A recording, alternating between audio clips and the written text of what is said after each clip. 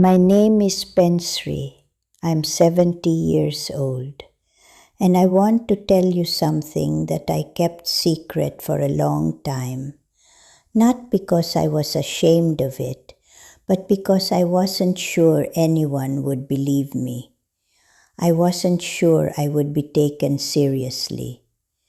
I was afraid that if I spoke about it openly, people would smile politely and quietly decide I was just a superstitious old woman with too much time on her hands.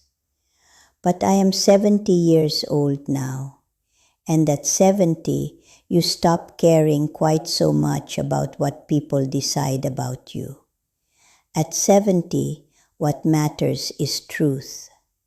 What matters is what actually works. And what I am about to share with you today has worked in my life and in the lives of people I love in ways that still move me deeply when I think about them. So I am going to tell you everything. There is a corner in your home right now that is holding something you cannot see. I know that sounds like the beginning of a strange story, but stay with me. Because this is not strange at all once you understand what I am about to explain. Every home has corners, and corners by their very nature are places where things collect. Dust collects there, objects end up there, and energy, the invisible but very real current of life that moves through every space we inhabit, collects there too. The difference between a corner that collects good energy and a corner that traps stagnant, heavy, blocking energy is something that ancient traditions understood long before modern science began to catch up. And salt, humble and ordinary as it seems, has been used for thousands of years across cultures, across continents, across spiritual traditions that had no contact with each other and yet arrived at the same truth. Salt purifies. Salt absorbs. Salt transforms what is heavy into something that can be released. I learned this from my mother, and she learned it from hers. But I didn't truly believe it until the night everything in my home felt wrong. It was during one of the hardest years of my life. My husband and I were going through a period of such tension that the air between us felt like something that could shatter. My son was struggling in ways I didn't know how to help. My finances were tighter than they had ever been, and my health, which had always been reliable, began to give me quiet warnings that something needed to change.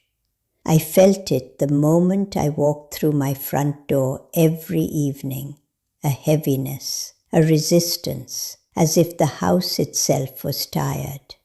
I remember standing in the main room one evening, looking at the corners of the space and feeling something I can only describe as a knowing, a quiet but insistent voice that said, something is sitting here that doesn't belong. Something has collected here that needs to go.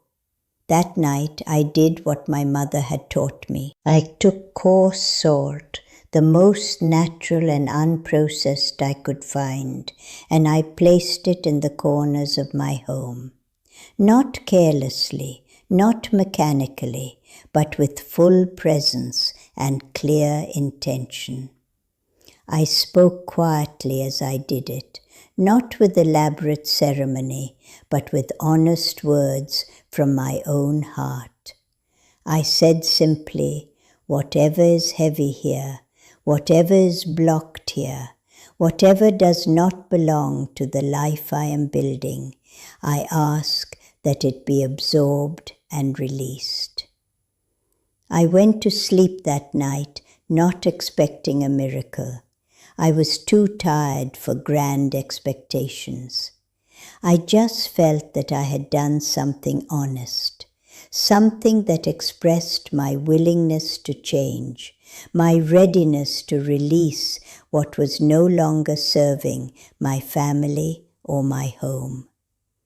What happened over the following days was not a single dramatic event. It was quieter than that, but it was undeniable. The tension between my husband and me eased in a way that felt almost mysterious. Not because the problems disappeared, but because something in the atmosphere of our conversations shifted. My son, without any intervention from me, made a decision that turned his situation around. And I received an unexpected opportunity that relieved some of the financial pressure I had been carrying for months. Was it the salt alone? I don't believe in magic divorced from intention. What I believe is that the act of placing that salt with genuine presence and genuine willingness to release was an act of alignment. It was me telling my own life, my own energy, and everything invisible that surrounds us that I was ready, that I was open, that I was no longer clinging to the stagnant and the heavy out of habit or fear. And when you become genuinely ready, things move. Let me explain something about the corners of your home that most people have never considered. In the way energy moves through a space, corners are the places where flow naturally slows down. Think of a river. Where the water curves and meets a bank, debris collects. It's not because the river is broken. It's simply how flow works. The same is true in your home. Energy flows through open spaces relatively freely, but in corners it tends to accumulate and slow. And what accumulates there over time, especially in a home where stress, conflict, grief, or worry have been present, is not neutral. It carries the frequency of those emotions. It holds the residue of difficult conversations, of fearful nights, of unresolved tension. Salt placed in those corners with intention acts like a sponge. It draws that residue into itself, absorbing what the air has been carrying, neutralizing what has collected. This is why, after you place the salt, it must be removed and discarded after a period of time. Not kept, not reused, discarded. Because it has done its work, and what it has absorbed should leave the home entirely. Now I want to be very specific with you, because I think specificity is a form of respect. I think you deserve to know exactly what I did and exactly how to do it yourself.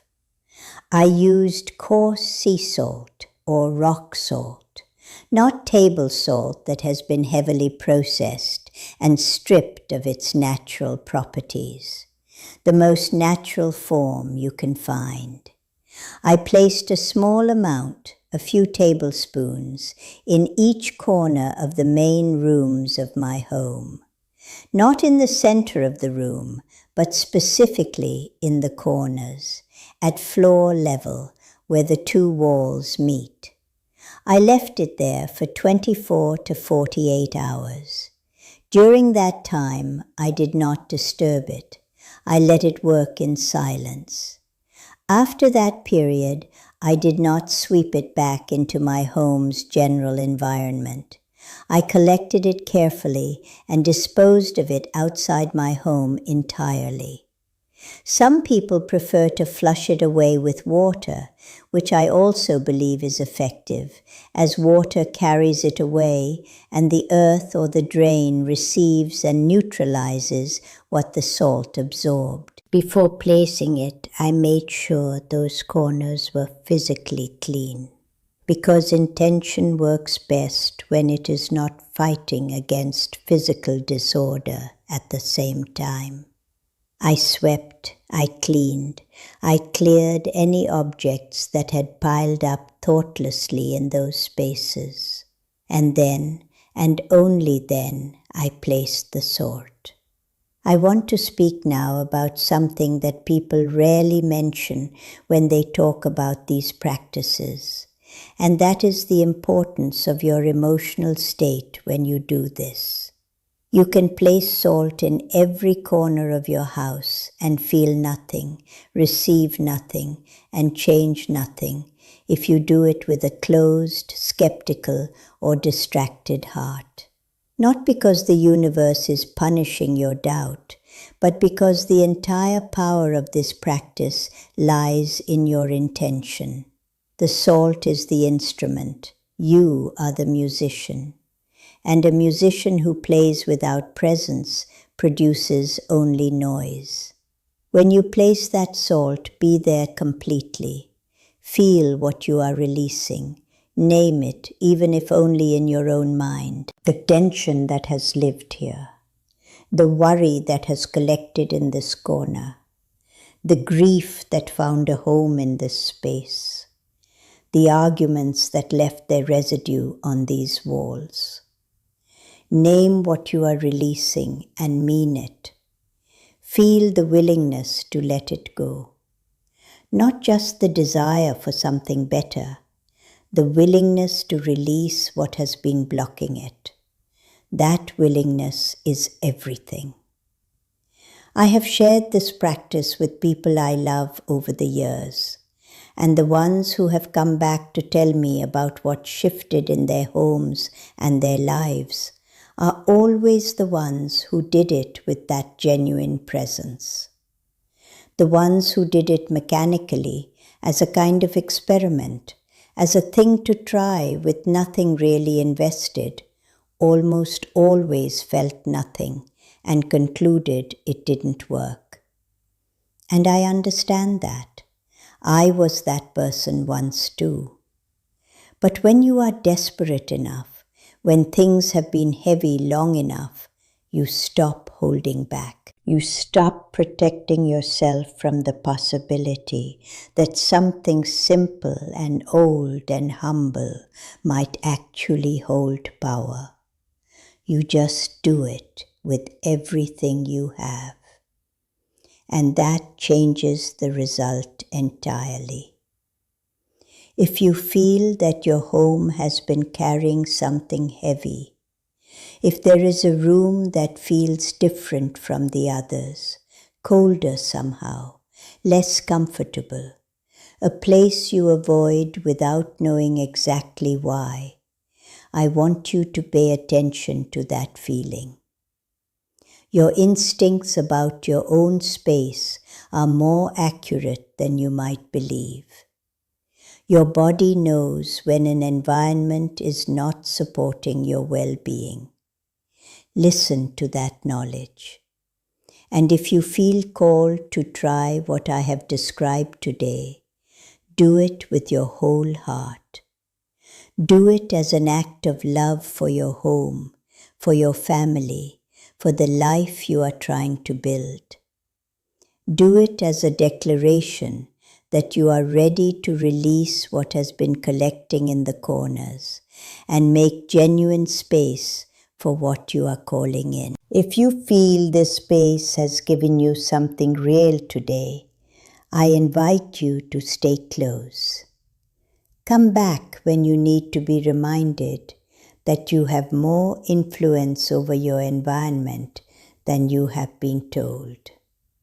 Subscribe and walk with me through these reflections, because I have spent 70 years gathering truths that I am now old enough and free enough to share without holding anything back. And tonight, before you sleep, walk through your home. Look at the corners. Feel what has collected there and ask yourself honestly whether you are ready to release it. I believe you are. I believe that is exactly why you are here. Go gently, go with intention, and trust that the simple act of being willing to release what no longer serves you is already the beginning of everything changing.